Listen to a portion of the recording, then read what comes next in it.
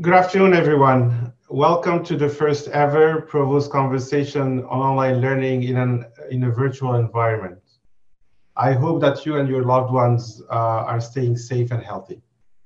Over the years, we have invited leading experts to share their vision on the future of education and specifically around online education. And it is through such conversations that we learn and share knowledge to enhance teaching and learning efforts, not only online, but also on campus, to ensure the richest and most dynamic educational experience possible for Columbia students, as well as learners outside the university.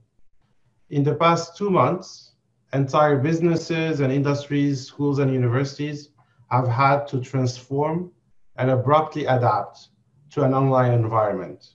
So it is timely that we are joined today by a pioneer who can tell us more about how one of the world's largest online learning platforms is helping support this new normal. It is my distinct pleasure to introduce today's speaker, Anant Agarwal, founder and CEO of edX, and the first speaker to return for a second Provost conversation on online learning. Please join me in welcoming Anant. Thank you, Suleiman. I'm impressed. Some of you have discovered the clap feature in Zoom. I'm still trying to come to grips with all of the online features that exist. So first of all, let me start by thanking Suleiman for having me on here, and thank you all for joining. Let me also wish all of you good health and safety in these absolutely unreal times. Certainly, this time is one where I've never seen in my lifetime. It's completely unreal, and I really hope good health for all of you, all of us. Next slide, please, Suleiman. In this hour, I'd like to spend some time talking about. I give you a quick introduction to who edX is. Spend some time talking about what we're seeing during COVID-19. What are we doing along with the university partners, and then dream a little bit about what the future might look like post COVID and beyond. edX is a nonprofit. We are an online learning platform founded by Harvard and MIT. We partner with some of the world's leading institutions, and you see some of them listed on the slide. Institutions like Oxford and MIT and Columbia and Berkeley and Harvard and others that are among 150 global institutions that create content on our platform and that partner with us on reimagining education. And then on the other side, we have nearly 30 million global learners from every single country in the world who have taken nearly 100 million courses on edX since we were founded about 9 years ago. As you can see, some of the numbers are pretty staggering. We have over 3,000 courses on edX. 500 million problem sets have been tackled. And people talk about completion rates all the time. For people on the certificate track in edX courses, which we believe is a reasonable measure, we are seeing completion rates of about 60 to 70% of the students completing when they are joining that track. Next slide, please. edX is a nonprofit, as I said, and as a nonprofit, we were founded on 3 pillars. And these 3 pillars have remained unchanged in the past 9 years. As things have changed in the world and all kinds of things have happened, our founding tenets have stayed the same. First was to increase access to high quality education for everybody. Second, we wanted to reimagine education as we know it, both on campus and online, and improve it in quality. And third, to advance teaching and learning through research. How do we build a platform where we can gather what I like to joke is the big data for learning and use that to facilitate research in learning? These have been the 3 tenets of edX as a nonprofit and continue to be that way even after 9 years that we were founded. Next slide, please. Columbia has been a partner of edX since the early days, and we've been so excited and proud to have you as a partner. You have been innovating alongside us throughout the years. You have 1.5 million enrollments in your courses. 15,000 courses and program certificates have been awarded in your courses. You have launched a MicroMasters, a number of MicroMasters programs, a total of 5 programs. You have a MicroMasters in Artificial Intelligence. You also have MicroMasters in Business Analytics and 39 courses on our platform. We're very proud to have you as a partner and continue this amazing collaboration. Big numbers aside, at the end of the day, it's about individual learners. And here is just one example of a learner in your courses. Jessica is a high school teacher. She's based in the US, and she took statistical thinking for data science and analytics. And she's a school teacher. And she uses that and the knowledge that she gained to get additional qualifications as a teacher and to enlarge her expertise in her teaching role. Next slide, please. So in the next few slides, I'd like to quickly talk about what we're seeing out there today. Our entire world changed about 8 weeks ago. What are we doing about it? Where we include edX partners in edX. And then I'd like to talk a bit about what the future of education might look like, what the new normal might look like. Next slide, please. Next slide. So as we look at the reality before, during, and post-COVID, it can be summarized very quickly. Before March 2020 in the US, edX and our great partners such as yourselves, we were on a mission to reimagine education together. And 3% of the world was learning online. And then just a few weeks later, today, 100% of the world has pivoted and is learning online. 100% of the work is also working remotely.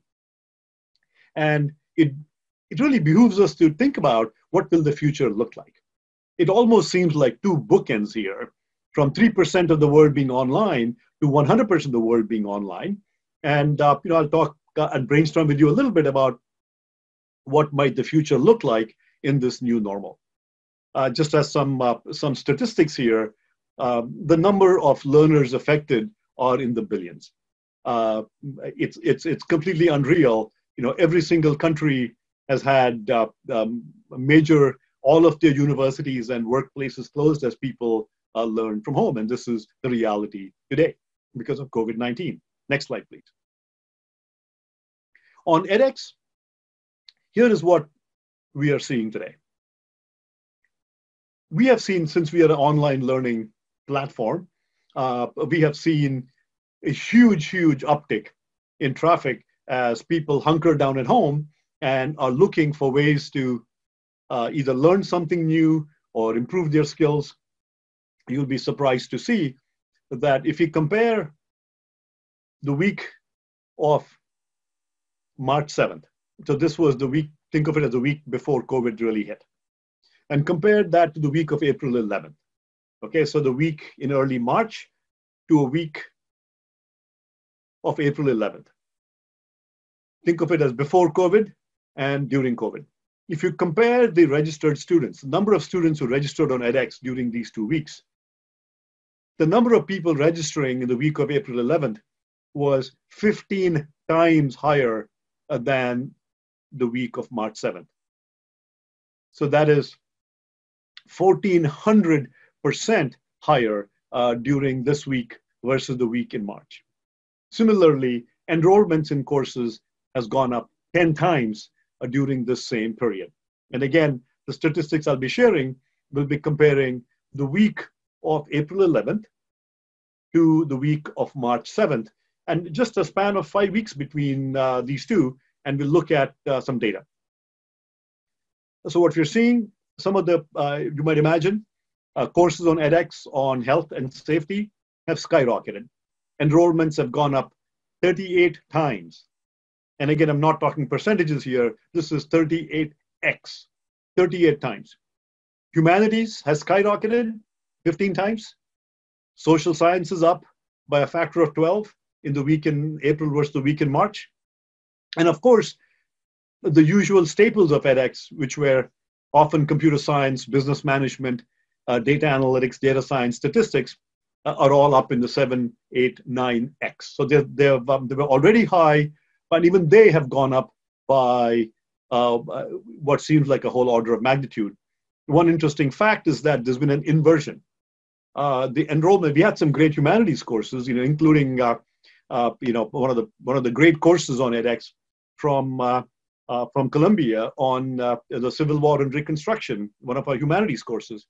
There's been an inversion in that the humanities and social science and public health courses are seeing huge upticks compared to computer science and data science and business, which are seeing merely a 10x, merely a 10x increase in numbers.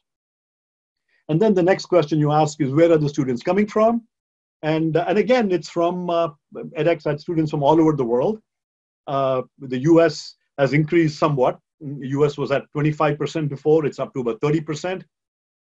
India has skyrocketed. India used to be at about 10%, and in India has grown to 27%. Brazil was about 3-4%. Brazil is up at 10%. UK has gone up as well. So you can see that all countries have really gone up, but US, India, Brazil, and UK are particularly, particularly high. India in particular, as well as Brazil, these two countries have been just off the charts in terms of the spike in enrollments from those two countries. Next slide, please. Then, a natural question you ask is, okay, why are learners coming to edX to take your online courses during this time? So, we do surveys, we gather data from all sorts of sources. So we ask learners, so why are you coming to edX to learn during COVID-19? And so we did a survey of our learners, this was about a week ago, and here's some data. 38% are coming because they have more time and on their hands and they want to learn something new. 25%, this has been a previous staple of edX, 35% are coming to edX because they want to upskill in their current job, in their current role. 16% are students who are using edX as a replacement for campus learning. Whether it's high school students or college students, all of them are home and they're learning from home. And 16% of them are using courses on edX to replace what they've been learning on campus. And then 11.4% are people who have come to edX who've been newly unemployed or furloughed. And they're using that time to learn. And then 9.6% are other reasons. So it's pretty amazing to see what these statistics look like.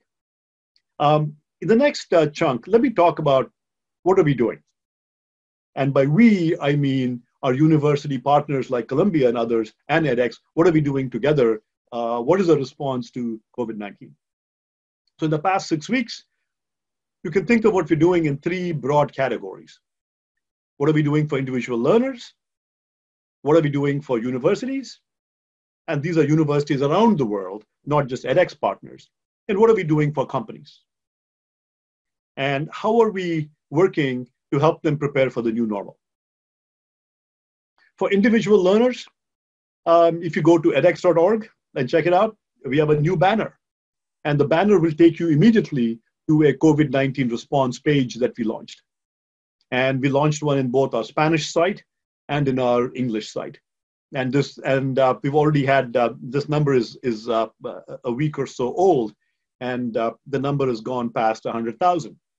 So we have learners coming to the site to look at all the resources that we offer.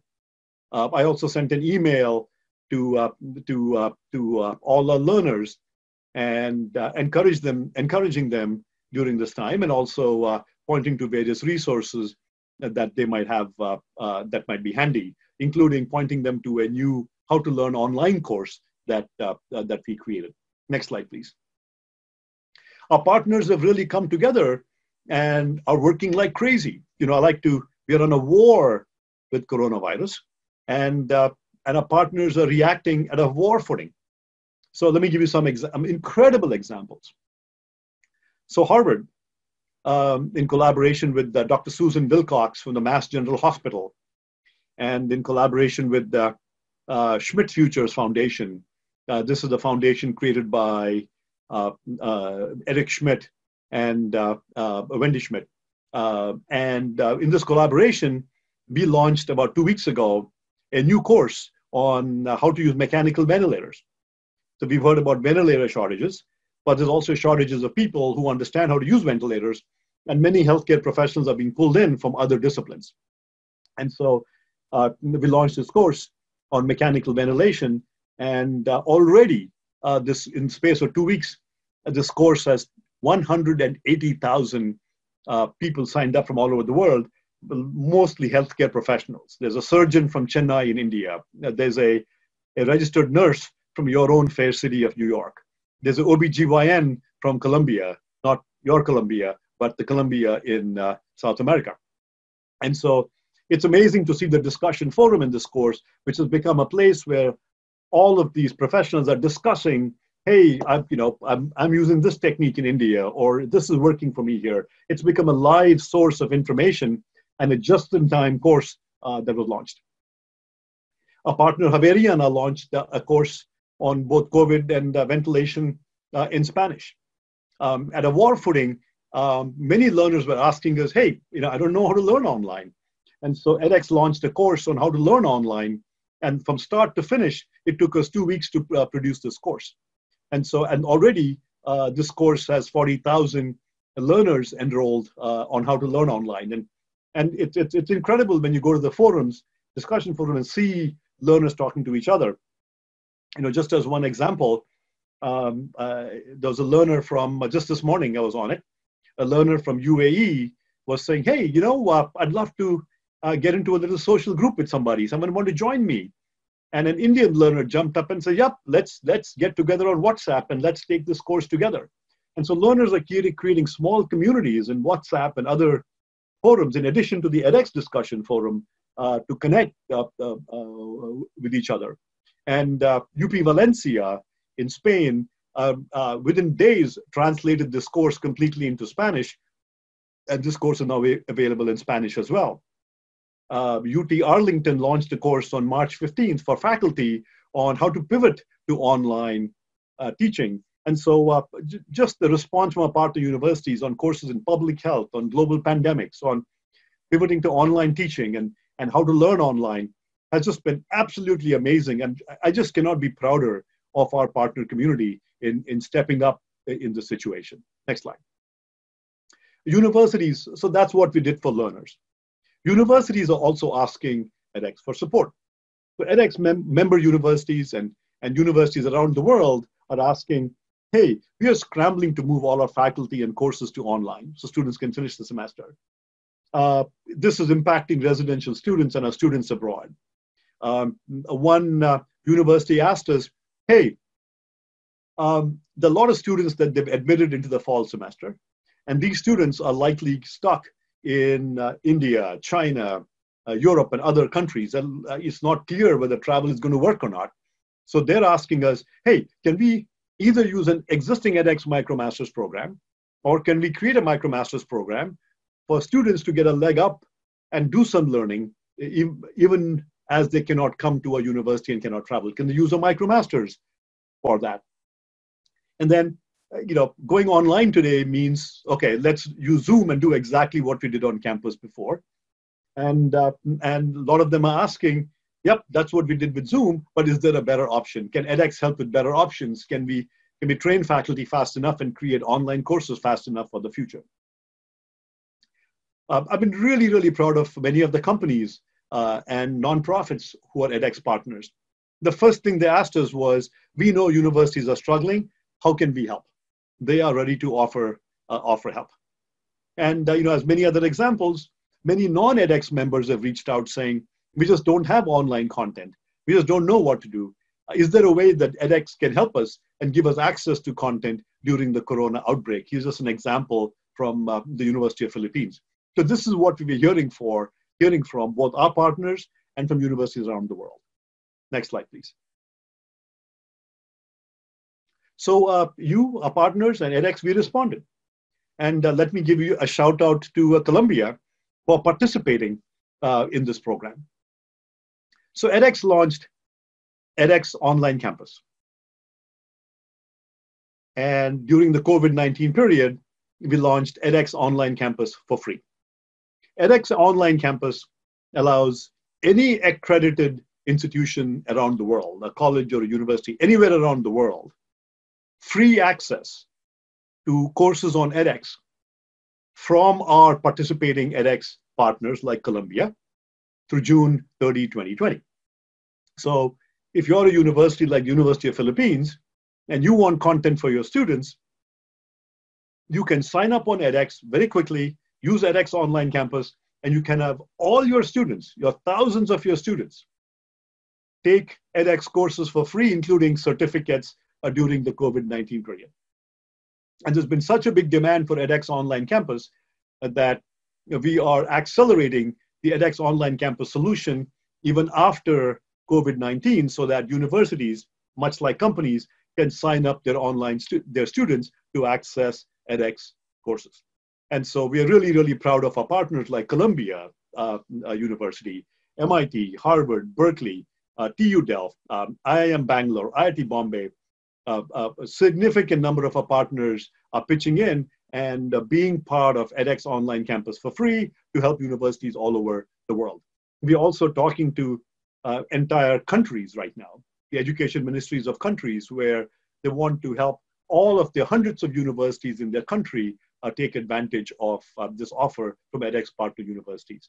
Again, thank you, Columbia and edX partner universities for partnering with us and doing something so important during these heart-rending times. Next slide, please. And here's what we're hearing from partners already. So UP Valencia, one of our partners, said, very grateful for this initiative. Other people have said, thank you for this generous support. Hong Kong University is using this on campus for their students. This is really helpful in these very difficult times. Another emerging theme, and this begins to presage what we might be seeing in the future, what we are seeing is that many edX partners are proactively helping learners by extending assignment due dates.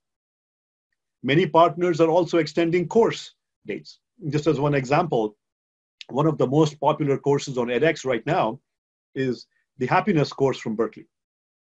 How to be happy, science of happiness. And this course, enrollments in this course have skyrocketed by a factor of 31. And this course was ending on June 30th. And so Berkeley very graciously extended the deadline for this course and extended by a few more months so people can continue taking advantage of this course. Partners are also making courses self-paced. So we have both self-paced courses that are available all the time and instructor-paced courses. So partners are readily making the courses self-paced so that learners can come in. Universities can have the students start the course at any time. So we encourage universities to make courses self-paced. And partners are enabling archived courses or courses that we're not running to make them run, again, to help this huge demand, 10, 20x demand in courses that is happening right now. Here's an example of edX Online Campus impact. And this is one university that was actually using edX Online Campus even before the COVID-19. And in their case, they were using the University of California, San Diego Data Science MicroMasters as part of their campus master's degree. So their students would take the 4 courses from edX, from UCSD, and then they would take 6 courses from the campus faculty. It was a blended offering, 4 courses from edX and 4 courses from the campus faculty, 6 courses from the campus faculty. And they would offer the master's degree. And what Umar Saif, the founding vice chancellor, told us was that since their students were already learning online and taking these courses, transferring to home-based learning was utterly seamless for their university for this program. And so we are seeing and hearing more and more of this. And similarly, we're helping companies get their workforces coming online as well. Next slide. So now let me segue to the next part of my discussion. Where do we see, what is the new normal in education going to be like? And edX partners in edX, we've been reimagining education by thinking about how education could become more modular, omni-channel education, aka blended learning, and lifelong education. And these three components were in our DNA for edX and our partners. What we see happening now is we see rapid acceleration of these three important trends, which were already in progress, but we see them rapidly accelerating. So let's talk about modular education first. Modular education means that people will want to be doing smaller chunks of learning. Instead of, there'll be people who want full degrees, master's degrees, bachelor's degrees, but there'll be many people that will want chunks of learning. And the MicroMasters program is about 25% of a master's degree that you can take. And if you complete that, you can get a MicroMaster certificate. We have an amazing MicroMasters from Columbia in artificial intelligence. And many companies like GE and others will guarantee interviews to learners that achieve a certificate in MicroMasters programs. These are flexible. These are fully online programs. These are affordable. It's about $1,000 to $2,000 to complete. And if they get admission into the university, following their MicroMasters, if they get admission, then this will accelerate their campus degree as well. And we'll see more in the modular credentials are taking hold in a big way in the future. One, because learners will want modular credentials. And second, as learners travel and so on, and let's say learners are stuck in China and they can't come to the US, hey, maybe they can complete a MicroMasters while they're waiting in China or India or other places. And then by the time they come to campus, they can get started on the rest of the degree. Next slide, please. We also launched MicroBachelors programs in January of this year. The MicroBachelors programs are modular programs at the undergraduate level. So as one example, we have a MicroBachelors program in Foundations of Computer Science from NYU. It's got one course in programming, one course in networking, one course in systems. And you complete the three courses, you get a MicroBachelor certificate in CS Foundations. It's a modular program. And MicroBachelors tend to be roughly 3 credits to 9 credits, 3 to 9 credit hours in terms of length. And they can help in 2 ways. One, people will be earning MicroBachelors credentials just as a credential and then continuing on in their careers. They just want a small micro-credential, a MicroBachelors, and that's it. Others may view it as a pathway to a full degree. They might complete it before they start university while in high school, or they might stack these up towards a full bachelor's degree. Since COVID-19, we have seen a 51-fold increase in enrollments in the Introduction to Computing and Programming Foundations from NYU, which is part of this MicroBachelors. 51-fold increase in enrollments in that program. We also offer live mentoring services to students in MicroBachelors programs to help them succeed. Next slide, please. Our modular programs enable stacking, where you can complete a program and then go on for a full master's degree. So for example, we have a MicroMasters in Supply Chain Management from MIT. And ASU, Arizona State University, launched a full online master's degree in supply chain on edX. And what they did, this is radical, was they said, you know what? There is a MicroMasters in supply chain from MIT. So what they said is, we will create the complementary set of courses so that students now complete the MicroMasters from MIT. They then apply to ASU. And if they get admission, they continue on for the online master's degree on edX. And so you can see modular education enables stacking, where you build on top of each other, and also enables sharing. And what is amazing here is that MIT and ASU are the world's #1 and #2 ranked programs in supply chain management. And now when you have the world's top 2 ranked programs sharing, I think this is going to presage a new era when more universities will begin sharing content from each other as opposed to trying to do everything themselves. Next slide, please. We've also launched modular master's degrees on edX. But we have nearly 15 master's degrees on edX. They're all innovative.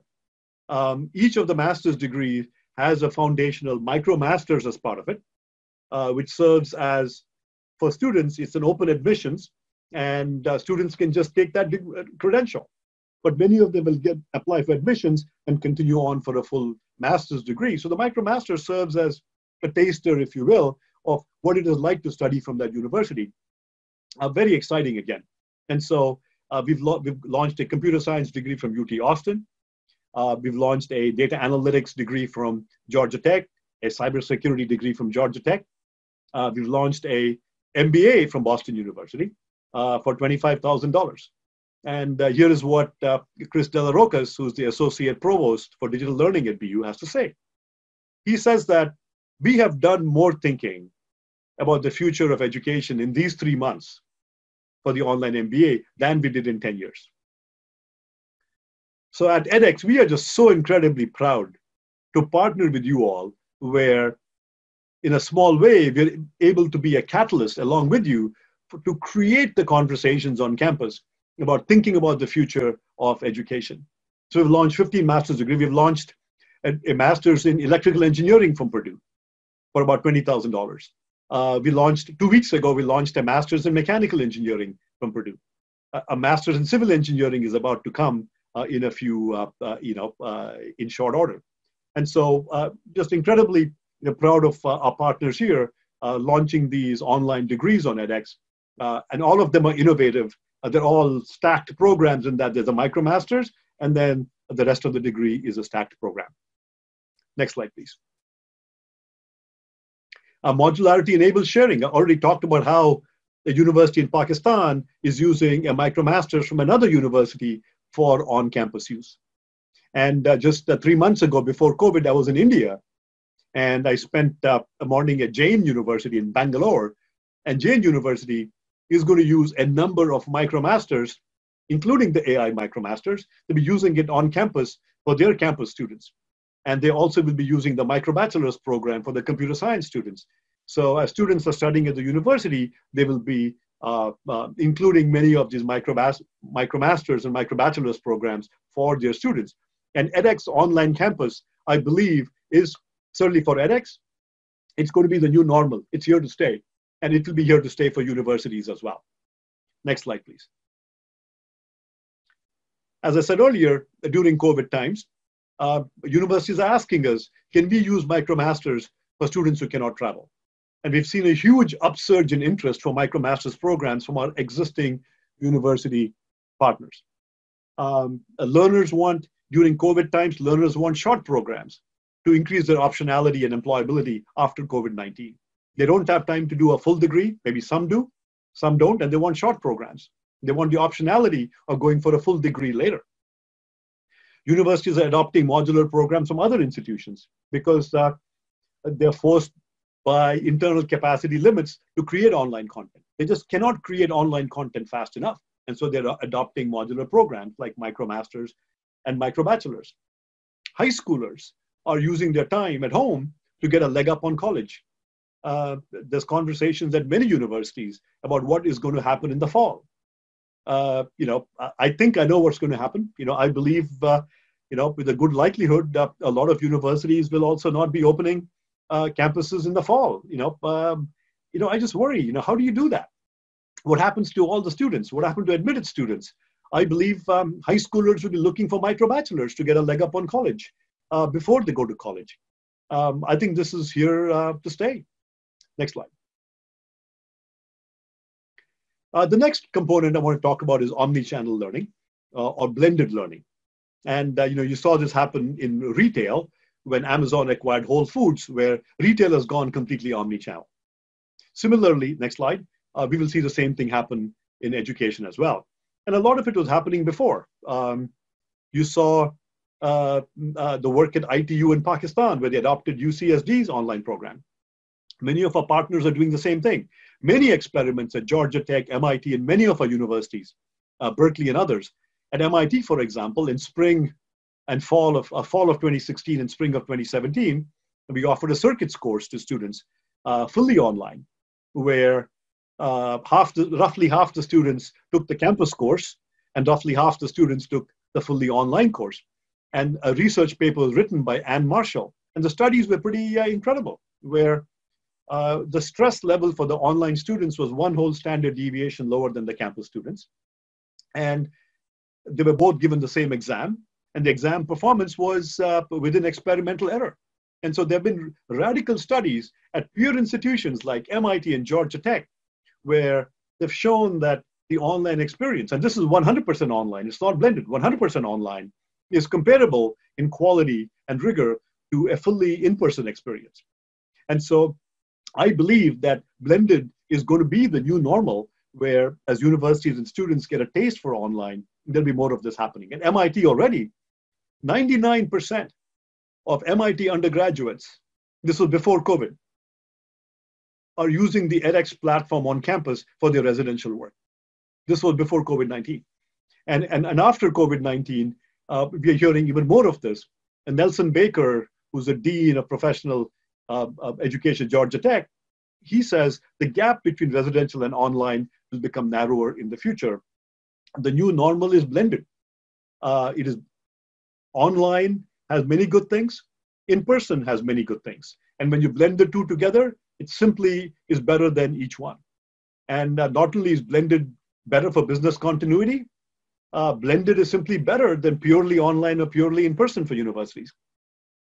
We will see an accelerated adoption of online as faculty and students get a crash immersion in online teaching and learning. One of my faculty colleagues mentioned the following. He said, my lecture, when he taught online for the first time, my lecture with the highest student engagement in my career was my first online lecture, which he started about a month ago. So many faculty are coming new to this, and they're seeing a radical adoption. I think work will also become omni-channel. Just as an example, few companies were fully remote before COVID-19, like GitLab was fully remote. But then we all went from 0% to 100% online work.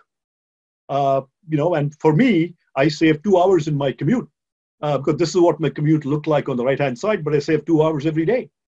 My wife and I are able to go for a walk every evening in the sunlight. My wife and I never saw sunlight before when we came home because we worked late and came back late. And more companies are talking about instituting weekly work from home days, even after COVID-19 ends, because they found that it was pretty good. And so I believe that companies will go to 1 or 2 days work from home, regular in the future. And so blended will become the new normal for work. And so will healthcare, as more and more companies and healthcare places are using telemedicine. And I believe so will education. The new normal for education is going to be blended. So I drew a little chart here to show sort of the trend, and where in fall of 2019, it was 100% in person. The blue curve shows the in-person learning, and the green curve online. And then in March 20th, it completely flipped. We went to 100% online and 0%, virtually 0% in person. And this will continue through spring. And I believe this will also continue. This is my belief. I'm not speaking for any university.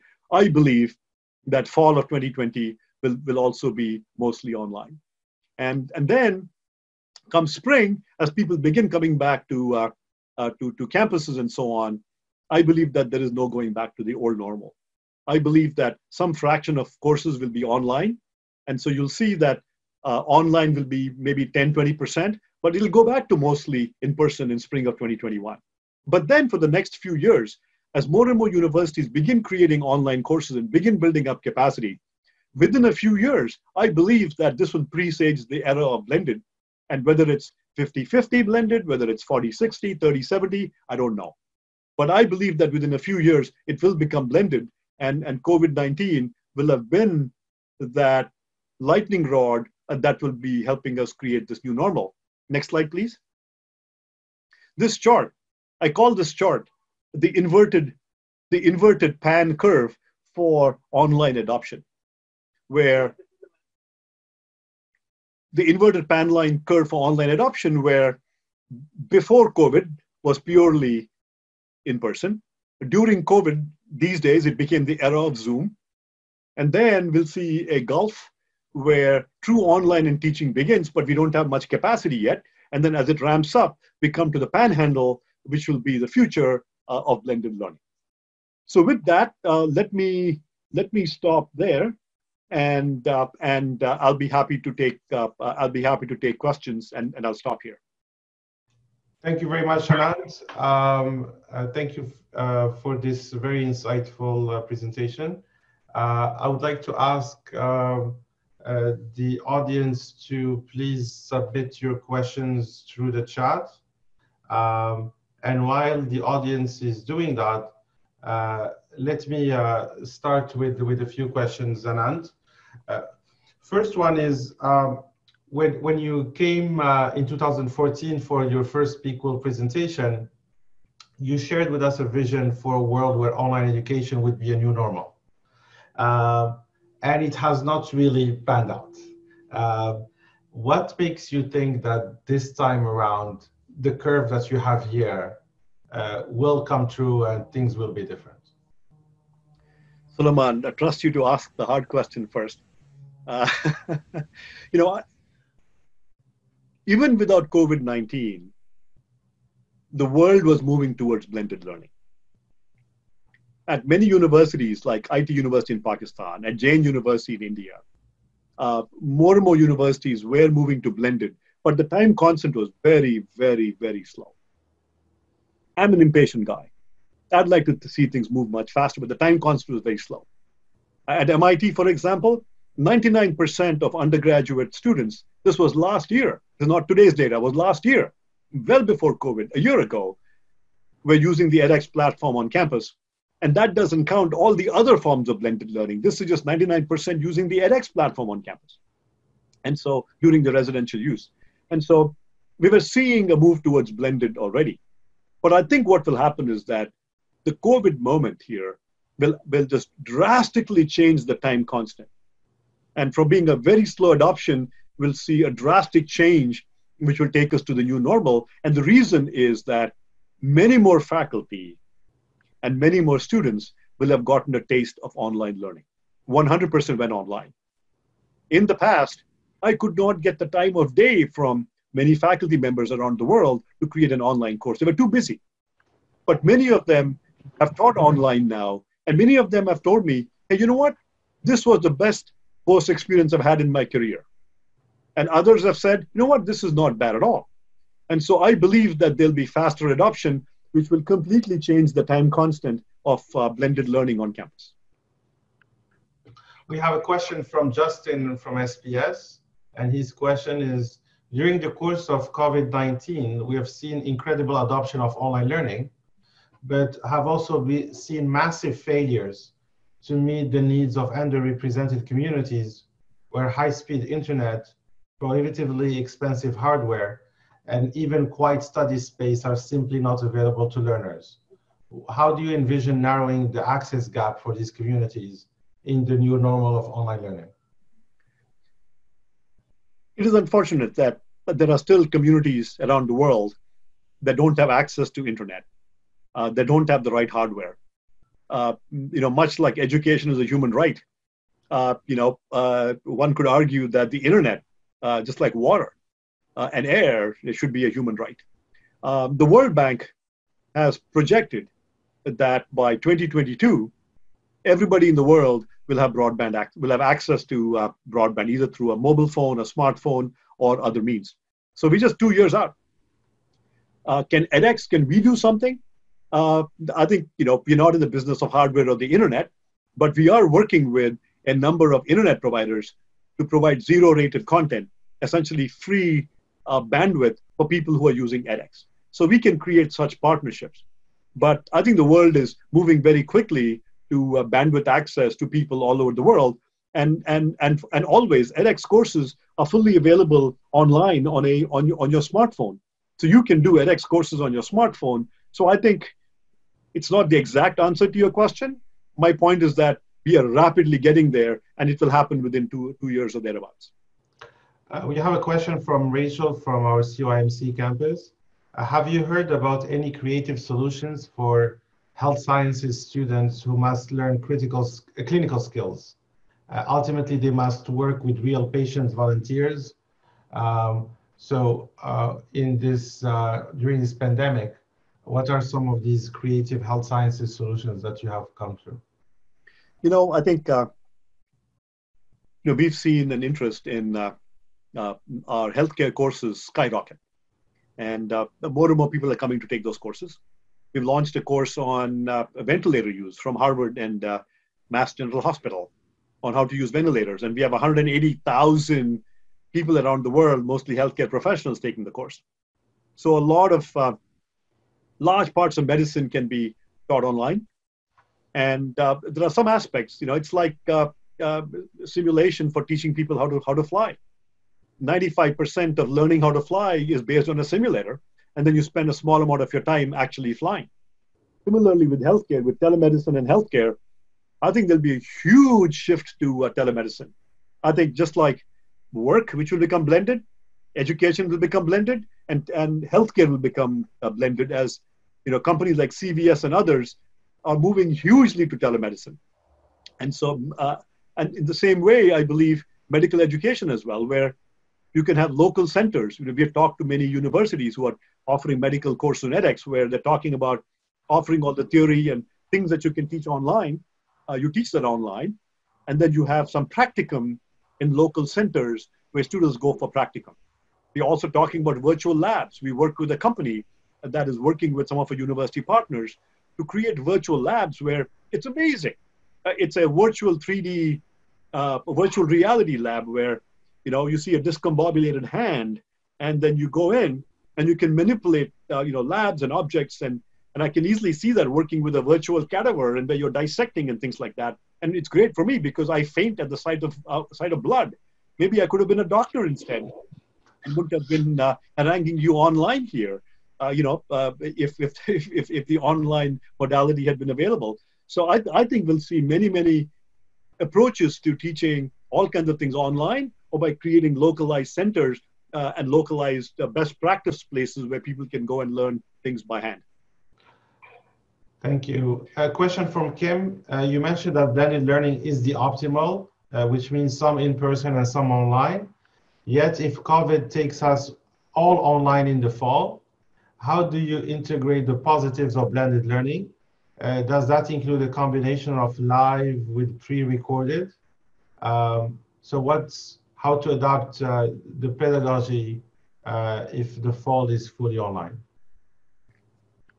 I think we all have to be prepared for the fall to be fully online. I think a lot of people who have not been doing online learning, first of all, a lot of people who have not been doing online learning don't believe that online, in many respects, can be as good or better than in person. Many people don't believe that. And so simply granting that the online experience for many courses and in many ways can be almost as good, or in some cases better, than in-person learning. To me, that's a big step ahead already. There are ways in which you can bring in some of the benefits of in-person interaction. So, giving video lectures by Zoom is not online learning. Okay, if you want a soundbite, please take it. Video lectures using Zoom is not online learning. And so I think that you can bring in some of the live interaction using components, not fully online, not fully Zoom, but maybe bring in small group session interaction where people are interacting using Zoom or some live interaction. The other thing that you can do is maybe within a family, maybe as we let people mingle together, we can create small group interactions where people in the community can meet. As one example, I know some people in our town. My daughter, goes out and they sit in two cars and park 6 feet apart and talk to each other through windows. Maybe we can have we allow people gradually to move into libraries, or maybe even into schools and so on in a small way, and meet in small groups. So again, I'm just brainstorming here, but I think there might be ways of bringing in some of that in person this fall as well. But it's going to be very challenging. I think it's going to be very difficult to do so. So Reyes is actually picking on what you just said, Anand, and she's saying that indeed during COVID-19 we are teaching online, not doing online teaching, and so there are many skills that need to be learned in order to do a course like the ones you had described. Given that we have the attention of the faculty because they had to do this teaching online this spring, Any thoughts on the need for solid professional development for instructors? And in what way can edX help with that? I think it's a great question, and we'd love to partner with you on that. We are rapidly creating courses on how to teach online. We have a number of courses. UT Arlington launched a course on pivoting to online teaching on March 15th. edX will be launching another course on teaching online broadly and best practices. So that will be coming out soon. We also have existing courses on edX. If you Google edX course creator, it's a professional certificate which has 4 or 5 courses. It talks about, it's called edX 101. It's a course on best practices for online teaching. It's got how to make engaging videos. It's got a course on blended learning. So you have a number of courses, number of short courses as part of this professional certificate on edX. Google edX course creator. And you can take these courses that talk about how to build capacity on campuses, how to teach online, what are the best practices. And this is not rocket science. We can all do this. It's not hard. And so let's use this moment to get faculty and educators to begin thinking about in a much bigger way than we have in the past. And your own teaching and learning divisions can help here and leverage these edX courses, leverage your own courses and training. And if there are other ways in which edX can help, I'm all ears. We'd love to do that. edX has a discussion group for faculty where faculty are discussing all about online stuff. Join that group. So all of these are possibilities. And a big shout out to our Center for Teaching and Learning for the wonderful work that they have been doing for our faculty. Speaking of best practices, Victoria is asking, what best practices has edX shared with faculty and students to support academic integrity values in online learning? It's a great question, and I hope your Center of Teaching and Learning will one day invite me to give a talk completely on that topic. I believe I can talk about 10 best practices to improve the integrity. The number of ways you can do it, and edX has worked really hard to launch a number of mechanisms to improve integrity. For one thing, we have virtual proctoring on our platform. Our MicroMasters courses, including the business analytics from Columbia and the AI from Columbia, and also many of our microbachelor's programs include virtual proctoring, where you can actually proctor online. And tens of thousands of students are able to get proctored online. That is one. Second example, we've launched a number of mechanisms on edX to improve integrity. One is we have randomized problem banks you can use on edX to give randomized problem sets to students for an exam. My own circuits course picks from a problem bank of dozens of questions, so people get different questions. edX platform supports that. Third, we have you can have timed exams on edX.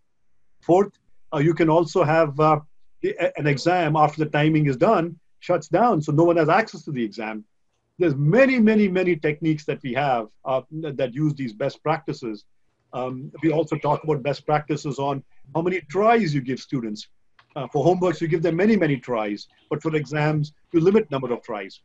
We have another feature on edX where when you learn for homeworks and problem sets, you want to show the answer when a student is stumped, or you want to give a hint. And so, but for an exam, you want to prevent show answer until the exam time is done. And so we have all of these features on edX, and it's incredible. And I can easily write down a top 10 list using features that we built into edX to improve the integrity of assignments and exams and so on, to make sure that what you're measuring is the student's own work. Our colleague Zarina was asking a technical question. Thank you for this talk. My question is about how can a lot of the things that we do also at the Center for Teaching and Learning is to build customized tools for online learning. And most of the tools we build is for blended learning, whereas the component of live course, and then the tool that we build is something that they do outside of that course.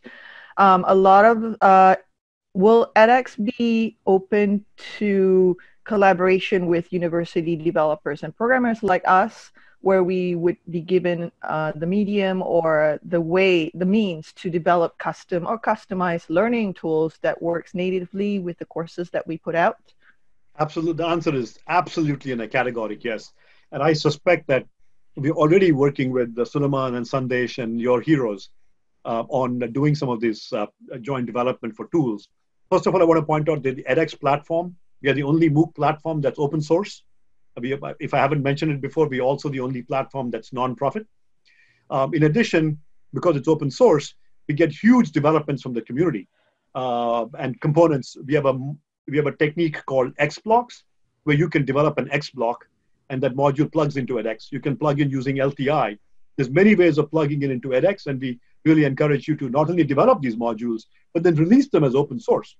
We have 54 different assessment types on edX, more than any MOOC platform. And majority of them have come from the community, from folks such as yourselves. Next is a question from Natalie about interpersonal relationships. I was wondering if you might be able to speak to the concerns pertaining to online teaching and learning. I'm specifically interested in sort of factors related to interpersonal relationships, connectedness, things that are built around learning, in addition to learning, Sure.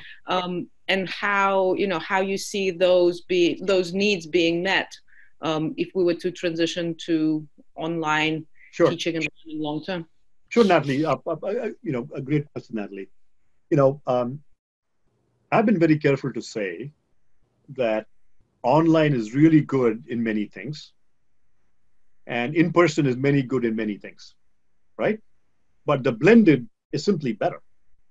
And so what you mentioned, the interpersonal part, where I'm talking to somebody else and having a discussion is just one example. And I was talking to my daughter who's learning online.